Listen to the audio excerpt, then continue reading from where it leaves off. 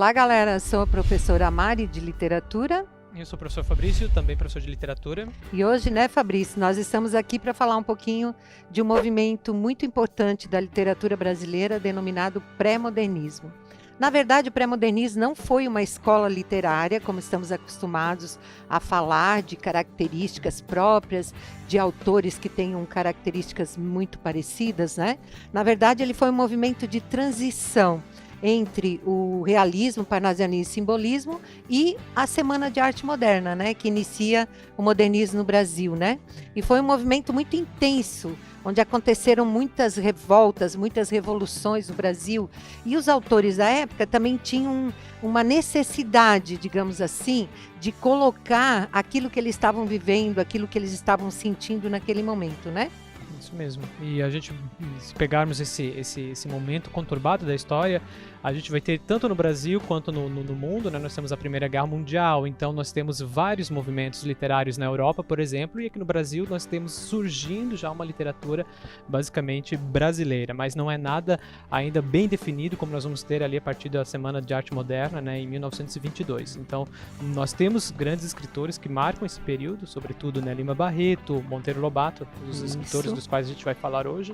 Então, esse período da literatura, ele é muito interessante e às vezes até menosprezado, não é, por algumas pessoas que vão para o modernismo buscar esses grandes escritores desse período do modernista, mas não podemos deixar de falar, é claro, sobretudo desses grandes escritores, né, Mari? Sobretudo Lima Barreto. Sim. E o Monteiro Lobato. Sim, e há de se ressalvar também o Brasil passando por diversas transformações, né?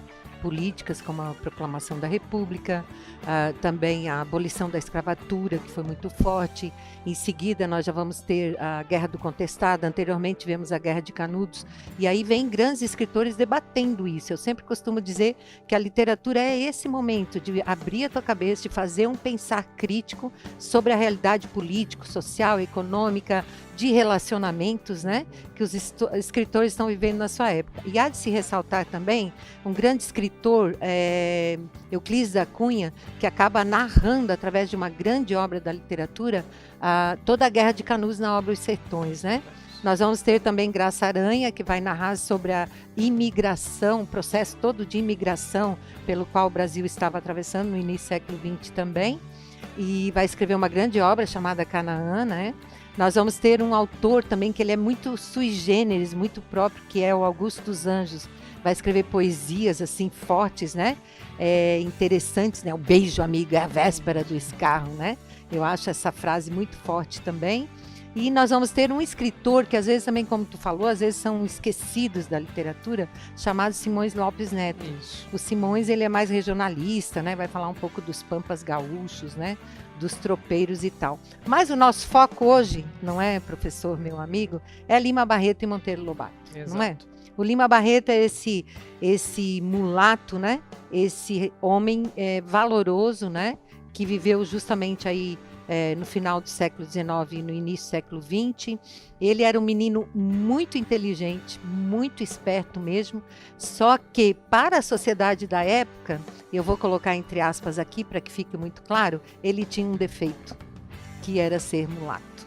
E isso deixa a gente extremamente indignado, os preconceitos, né, pelos quais os escritores brasileiros sofreram. Já viemos forte com Cruz e Souza e agora temos também na figura de Lima Barreto um forte preconceito. E Lima Barreto também nasceu de uma família simples, obviamente, mas ele teve, né, um certo, digamos assim, um certo patrocínio, né, de o Visconde de Ouro Preto, que o levou para estudar, porque justamente ele tinha gosto, né, pela leitura, pela literatura, pelo estudo, e só que ele não pôde concluir os estudos dele, porque o pai dele veio a falecer, então ele teve que começar a trabalhar para poder sustentar os irmãos e a mãe em casa. Mas ele também, o emprego dele foi indo até que ele consegue um emprego no governo brasileiro. E ali ele começa a observar como o governo estava meio perdido, né? Como as coisas não estavam acontecendo, que a República não era aquilo tudo, e ele começa a escrever grandes obras, entre as quais uma delas, que ele quase que se inclui nela, que é o Escrivão Recordações do escrivão Isaías Caminha. Ali ele vai falar dessas confusões, né, da Nova República. Mas uma obra que deixa a gente bastante, assim, até com bastante esperança, né, na literatura, que ela me encanta muito, é Triste Fim de Policarpo Quaresma, né? Ele vê no Quaresma uma ideologia tão grande, né, que o Brasil devia ter uma língua brasileira, que ele devia se pautar ou devia ter o seu desenvolvimento muito forte na agricultura e que nós devíamos ter um sentimento mais de patriotismo, né? O que você acha disso também, Fabrício? Bom, essa literatura, sobretudo, né, o Triste Fim de Policarpo Quaresma, do Lima Barreto, é uma literatura que vai trazer esse sentimentalismo não só, né, da figura do Lima, mas em si daqueles que colocaram fé no novo regime, né? Nós estamos falando então da República. Nós temos a República surgindo ali em 1889, nós saímos do Império, e o Lima Barreto ele vai mostrar dentro dessa literatura, né, que o que se tornou o Brasil, né? Tudo que foi prometido, essa liberdade, né? Então nós não temos mais a escravidão, mas nós vemos que nós temos um empobrecimento da população, nós temos agora um cenário onde que os negros eles não são inseridos na sociedade, e é claro que o Lima Barreto ele pode falar muito bem disso, porque ele é neto de escravos, né? Ele passa por isso, os seus pais trabalharam para a família imperial no século passado, e dentro dessa literatura ele vai trazer também a figura da pessoa que ela quer entrar no mundo das artes, ela é vista como, né, pela sociedade da época como uma pessoa vagabunda, né, de uma certa maneira. Então isso vai fazer trazer uma imagem daquele Brasil que está surgindo, e isso marca também aquele período da literatura, né, ou seja, o pré-modernismo, porque a gente vai bater na tecla de trazer uma cultura totalmente brasileira, e esses escritores, eles começam a trazer isso para a literatura. E também ali no século XX, né, no início do século XX, nós temos algo extremamente importante. Esse realismo que nós temos nessa literatura, ela difere do século XIX, gente. E qual que é nesse tipo de realismo? Nós temos o realismo muito individualista, ou seja, o individualismo visto, né, e retratado dentro dessas obras. Então, o Policarpo Quaresma, esse grande personagem, a gente percebe que ele é um certo alter ego, né, do Lima Barreto, ou seja, nós temos essas ideias, não é uma própria biografia dele, mas ele está, vamos assim dizer de uma certa maneira, descontente com o que está acontecendo no Brasil, dessa valorização da cultura, né, estrangeira, e nós não valorizamos o que nós temos aqui. E o que valoriza, né, o cara que batalha por uma própria língua, ele defende até a língua tupi, como a Mari falou e tudo mais, e a gente percebe que a pessoa que é nacionalista é tido como louca, né, e isso vai se retratar dentro dessa obra magnífica de uma pessoa que acredita na potência do país que nós temos na época. Ele traz a figura também, né, dos personagens políticos daquele momento. Então a gente percebe muito que nós temos ali já um paradigma em relação ao regime da época, né? Então essa obra ela ajuda a entendermos essa parte histórica do Brasil. A gente sabe que a história está ali para nos contar, mas nós temos também a visão daquele que vivenciou, ou seja, né, o escritor. Isso é maravilhoso. Nós temos nesses dois grandes escritores, não só esses dois, né, os outros nossos grandes escritores da literatura brasileira, mas isso é algo que nos mostra, né, um panorama, uma figura totalmente diferente ali do século XX, início do século XX. Para isso que serve a literatura, né, Fabrício? Para abrir a cabeça, abrir o debate, fazer as pessoas pensarem sobre. E o pré-modernismo teve um papel muito importante nesse momento, principalmente político, né, pelo qual o Brasil atravessava. Mas o Lima Barreto ainda vai escrever uma obra que choca muito, recentemente, assim, muito propalada também no Brasil, que a gente também vive alguns problemas de preconceito de cor, né, que foi Clara dos Anjos. Uma menina que ela vai ter um relacionamento sexual com um playboy, um rapaz de classe média, enfim, do Rio de Janeiro, mas ela também é mulata, né? Então ela também vai sofrer, e vai sofrer inclusive pressão para que ela abortasse a criança, porque ela não poderia ter um filho de um rapaz branco. Então Lima Barreto já vem debatendo muito essa questão de cor. E ele culmina mesmo com essa obra dele, né? Que é Diário de um Hospício e Cemitério dos Vivos. O Lima Barreto também sofrendo toda essa pressão, né, tanto política e esse descontentamento também pelos caminhos pelos quais o Brasil estava passando, ele se entrega infelizmente ao alcoolismo. E o alcoólatra também na época era visto muito como nocivo para a sociedade, né? Então eles logo eram internados em hospícios. E esses hospícios não passavam, às vezes, de prisões, na verdade. E quem que estavam lá? Os negros e pobres, né? Não havia uma política que pudesse recuperá-los, né?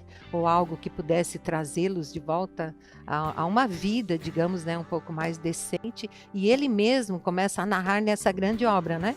Que começa com o Diário do Hospício, onde ele narra todo esse sofrimento e tudo que ele passa lá dentro. E, inclusive, tem um momento que me chama muito a atenção também, que eles são considerados até como marginais, né, como bandidos, porque lá está todo mundo misturado lá dentro, tem crianças, inclusive. O próprio Monteiro Lobato vai fazer um comentário no livro dele, do Diário do Hospício e Cemitério dos Vivos, a respeito disso, assim, de que não há um encaminhamento, nem médico, nem os médicos sabiam como tratar, né, as pessoas que tinham problemas, né, mentais ou mesmo problemas com alcoolismo. Então, dentro do hospício, ele escreve o Diário do Hospício, que ele ficou em 2 internações, e o mais interessante é que ele acaba lá dentro escrevendo o romance mesmo, onde ele também se entrega, né, como personagem para o Mascarenhas, como se fosse um alter ego, né? E esse Cemitério dos Vivos ele não consegue concluir, porque ele falece antes, aos 41 anos de idade, justamente em função da bebida, né? E o Cemitério dos Vivos é muito interessante, é um nome, né? Já fala, né? Você tá lá, aparece no meio, assim, como um zumbi, né? Como uma pessoa totalmente fora daquele contexto, num hospício, né? E ele cria mesmo um personagem muito forte. É uma obra super recomendada, né? Que realmente ela mostra essa realidade dessa época, né? Que a gente está comentando. Isso, e o Cemitério dos Vivos, né, ou mesmo o Diário do Hospício, tem algo extremamente interessante nessa literatura, se formos comparar inclusive com uma literatura internacional. A gente pode comparar aqui com uma obra, por exemplo, Dom Quixote, que fala sobre a loucura. Isso. Então são pouquíssimas obras, pouquíssimos romances que trazem a loucura para a literatura, né? Eu sempre falo aos alunos para eles terem uma noção que a loucura ela vai evocar a melancolia, ela evoca a falta, o vício, e a obra, sem dúvida, do Lima Barreto, O Cemitério dos Vivos, é uma obra que a gente precisa falar sobre. É uma obra que lá fora ela também é reconhecida, sobretudo por retratar essa convivência num hospício. Né? A gente tem isso lá no século XVI, surgindo com Dom Quixote, né? O Cervantes trazendo isso para a sua literatura. Nós temos isso já lá na Idade Média, a gente falando sobre a loucura dentro dos romances. Por exemplo, no romance de Tristan e Isolde, que é um romance que surge ali na França, ele vai ser mais tarde trazido então para o escrito, quer dizer que nós vamos colocar isso no papel, ele fica na oralidade. Então, quando nós trabalhamos a loucura dentro da literatura, ela vai ser foco também lá no século XIX, gente, para a gente compreender um pouco sobre os acontecimentos, porque a loucura, né, um dos principais fatores que são identificados lá no século XIX é que a loucura ela surge pelo esse excesso de amor, a melancolia, que a pessoa quando ela não consegue ter a sua válvula de escape, ela entra na loucura. Ela é meio idealista, né? Ela quer um mundo melhor e eles também queriam um Brasil melhor, e imagine a situação que Lima Barreto vivia na época, né? Aí eu lembrei também do Alienista de Machado de Assis, né? Que ele já trabalhava um pouco a loucura e perguntava quem são os loucos, né? Somos nós normais ou são os loucos mesmo, né? Porque a loucura realmente é difícil ser mensurada, né? E nesse aspecto daí, como a gente estava comentando também, as próprias crianças no hospício, né? Entra a figura polêmica de Monteiro Lobato. E o Monteiro Lobato, ele não é só polêmico, né, pela sua ousadia na época, né? Ele é uma persona não grata. E por que ele é uma persona não grata? Sobretudo porque ele começa a trazer a figura dos personagens animados para que as crianças comecem a refletir sobre. Então, a igreja é o primeiro elemento ali, né, a se pôr contra Monteiro Lobato, ou seja, a igreja detesta Monteiro Lobato, ela faz inclusive quase leilões para queimar os livros, né, de Monteiro Lobato. Então isso vai se pendurar desde lá do início do século XX, né, até o finalzinho ali do século XX. Nós temos ali 1960, 1970 ainda, nós temos a igreja querendo queimar os livros do Monteiro Lobato. E gente, por que essa figura do Monteiro Lobato é polêmica? Bom, primeiramente ele é uma pessoa que ele vai recriar tanto as fábulas do Jean de La Fontaine, né, esse escritor francês certeza ele vai recriar as fábulas de Esopo também, né, desse grande escritor grego, ele vai recriar, dar uma conotação muito mais abrasileirada, ele vai trazer essa brasilidade para essas fábulas, então ele vai começar a fazer as crianças a pensarem naquela época. Ele é o nosso grande idealizador, o percussor da literatura infantil. É claro que depois nós temos, por exemplo, outros grandes escritores, por exemplo, a própria Cecília Meirelles, que ela escreve poesias fantásticas, não é, para as crianças, poesias que vão fugir do mundo animalesco para trazer uma poesia muito mais filosófica. E o Lima Barreto, o Monteiro Lobato, ele traz isso para a sua literatura por meio desses animais, não é, por meio desses seres animados. E outra coisa interessante é que ele vai mostrar por meio dos seus contos, ele vai questionar também a sociedade daquela época. Mas como, Fabrício, que ele vai questionar? Por exemplo, nós temos ali em 1918 surgindo, né, a sua obra Urupês. Nessa obra ele vai trazer a figura, por exemplo, do Jeca Tatu. E esse Jeca Tatu, Bem gente, polêmico. né, é uma polêmica. E muitas pessoas falam da figura do Jeca Tatu, que ele foi uma pessoa extremamente preconceituosa. Outros defendem que, na verdade, ele relata, né, como o Jeca Tatu ele é ignorante não porque ele quer, mas ele é uma pessoa que ele não tem conhecimento e, ao mesmo tempo, para ele tacar fogo nas coisas, as queimadas, né, ele não tem a noção.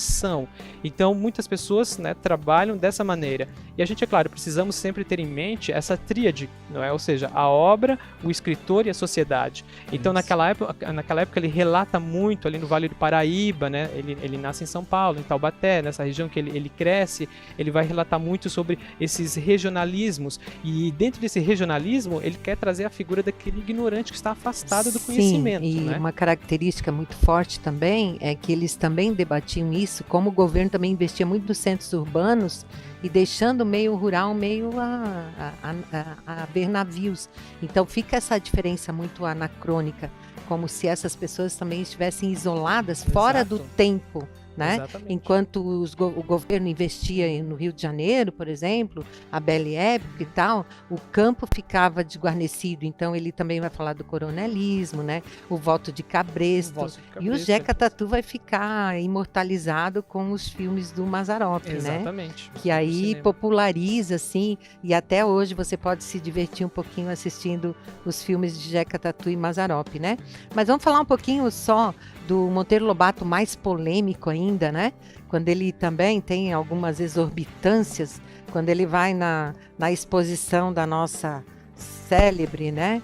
A Anita Malfatti, e acaba dizendo que ela estava, né, meio louca ou paranoica, quando ele escreve um artigo Paranoia ou Mistificação, né? Falando muito mal da exposição dela, de quadros, e isso ela abalou muito, tanto ela como a carreira dela, porque ele já era célebre também, né? Então ele escreve um artigo falando mal dos quadros dela, que ela tinha vindo do expressionismo alemão, com cores explosivas e tal, né? Acho que a gente podia conversar um pouquinho sobre. Sim, e essa crítica, né, ele tem, surge, inclusive até lá na Semana da Arte Moderna, que ele não é convidado, né? Ele é um dos precursores ali do pré-modernismo, ele já não é convidado porque ele tem esses ensaios sendo publicados, né? E uma dessas questões é esse atrito que ele tem com vários, não só escritores, mas artistas da época. E essa da Anitta ali, ele é marcado por isso, outros defendem, né? Então quando a gente fala de Monteiro Lobato, a gente sempre está evocando uma imagem polêmica, de você trazer uma pessoa que defendia o simples, o nacional, mas ao mesmo tempo aquela pessoa que iria fazer uma recriação, ou seja, um movimento antropofágico, de você consumir, no caso dela, esse expressionismo alemão, e de transformar dentro de uma brasilidade, ele vai lá e desce a lenha. Né? Então, dentro dessas características, a gente sabe que o Monteiro Lobato vai passar a vida inteira dele, né, sofrendo esses tipos de ataques. Mas falar dessas polêmicas nem sempre, né, quer dizer que a gente vai desmerecer o trabalho de Monteiro Lobato. A gente precisa entender, né, que naquele período nós estamos falando, eu sempre falo, gente, nós não podemos falar do Monteiro Lobato, ou qualquer que seja o escritor, né, no contexto que nós temos hoje. Por exemplo, se nós falarmos, né, das ações que ele tomou no passado, a questão até a própria racial que ele vai trazer, que muitas pessoas dizem que também é algo polêmico. Tinha um certo preconceito. Né? Mas ali existem outros que defendem no sentido que ele mostrava o falso moralismo da época, como é no caso daquele conto que ele publica, né, em 1920, do A Negrinha, que ele traz a figura, né, da Beata, da Dona Inácia, que é uma senhora totalmente, né, devota, que todo mundo gosta, a igreja gosta, e ela prega um discurso, só que em casa ela tortura a Negrinha, né, essa menina de 7 anos, ela coloca um ovo quente na boca, né, mas para a igreja isso você tem que esconder e tem que dizer que está fazendo um bom trabalho.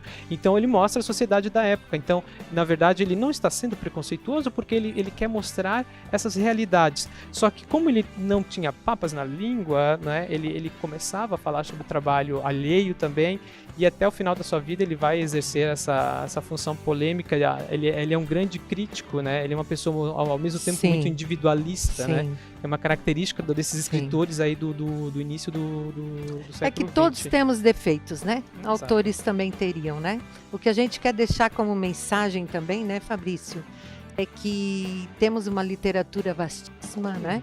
Grandiosa, maravilhosa, e que nós deveríamos mesmo ler autores brasileiros, ter essa visão crítica, né? Gostando ou não, né? Eu acho que isso que é importante. A literatura, ela tem esse papel, como a gente já falou, de abrir o debate, e isso é que a gente queria deixar como mensagem para você hoje, dentro desses grandes escritores Lima Barreto e Monteiro Lobato, para que você leia um livro. E que a literatura brasileira, ela é extremamente rica, é uma literatura que influencia tanto no século XIX, século XX, uma literatura que ela vai influenciar outros países, não é?